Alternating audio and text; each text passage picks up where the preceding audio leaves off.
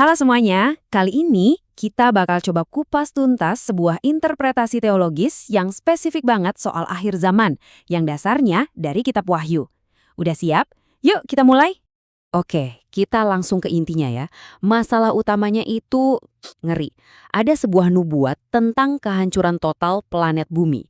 Dan kita nggak lagi ngomongin soal bencana alam biasa loh, ini benar-benar penghapusan total. Dengerin deh kutipan ini. Langit akan lenyap dengan gemuruh. Unsur-unsur dunia hangus dalam api. Gila kan? Ini skalanya kosmik.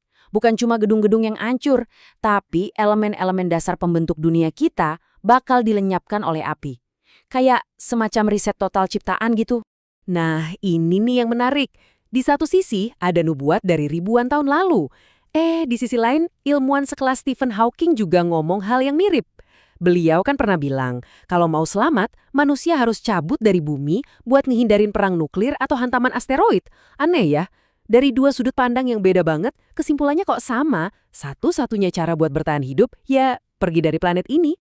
Oke, jadi masalahnya udah jelas ya. Bumi bakal hancur, total, terus solusinya apa dong?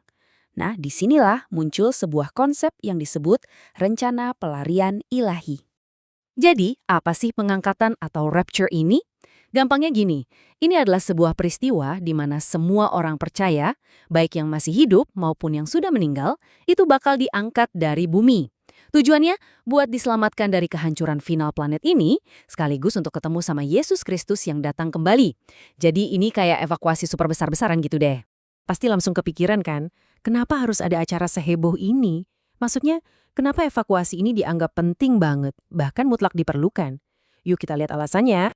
Ternyata ada 3 alasan utamanya. Yang pertama ya jelas, untuk keselamatan. Buat nyelamatin orang-orang percaya dari api penghakiman terakhir. Kedua, ini soal menyambut Yesus. Nubuatnya bilang mereka bakal ketemu Kristus di udara bukan di darat. Nah yang ketiga, ini nih yang penting. Bumi yang sekarang ini dianggap terkutuk dan harus dibersihkan total. Jadi harus dikosongin dulu sebelum diciptakan lagi jadi bumi baru buat era selanjutnya yaitu kerajaan 1000 tahun. Soal waktu, ini juga nggak sembarangan. Pengangkatan ini bukan kejadian acak, tapi punya tempat yang sangat-sangat spesifik dalam sebuah garis waktu peristiwa akhir zaman yang super detail. Oke, jadi coba perhatikan timeline-nya. Kesusahan 7 tahun dimulai, ada perang nuklir dahsyat, terus Yesus kembali ke Bukit Zaitun. Nah, pas di titik inilah, tepat setelah Yesus kembali, pengangkatan terjadi. Dan langsung setelah itu, boom, penghakiman terakhir dilepaskan dan bumi hancur lebur. Jadi ini benar-benar evakuasi di detik-detik terakhir sebelum kiamat total. Oke, kita udah tahu kenapa dan kapan. Sekarang pertanyaannya, kemana mereka pergi?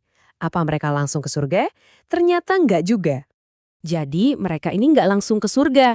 Menurut interpretasi ini, mereka dikumpulin di sebuah tempat khusus di luar angkasa yang disebut Lautan Kaca. Anggap aja ini semacam area singgah atau tempat penampungan sementara yang aman, yang udah disiapin sebelumnya. Terus ngapain aja di sana? Ternyata mereka nggak cuma bengong nungguin di Lautan Kaca ini. Mereka digambarkan berdiri dengan tubuh fisik mereka, memegang kecapi dari Tuhan, dan menyanyikan lagu-lagu pujian.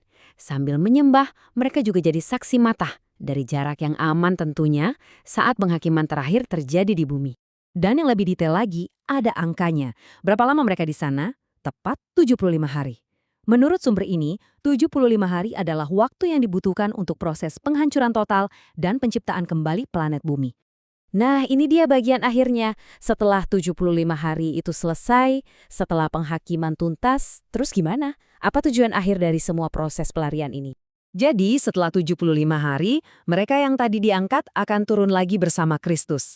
Tapi bukan ke bumi yang lama, melainkan ke bumi yang baru diciptakan. Di sanalah mereka akan memulai pemerintahan 1000 tahun yang dikenal sebagai kerajaan 1000 tahun.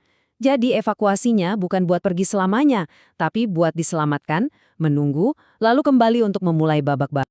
Wow, cerita yang luar biasa detail ya. Ini semua akhirnya membawa kita ke sebuah pertanyaan yang lebih dalam sih. Nggak peduli kita percaya atau enggak, tapi coba deh kita pikirin bagaimana narasi-narasi yang begitu gamblang soal kehancuran total dan penyelamatan ilahi ini pada akhirnya membentuk harapan dan juga ketakutan kita bersama tentang masa depan.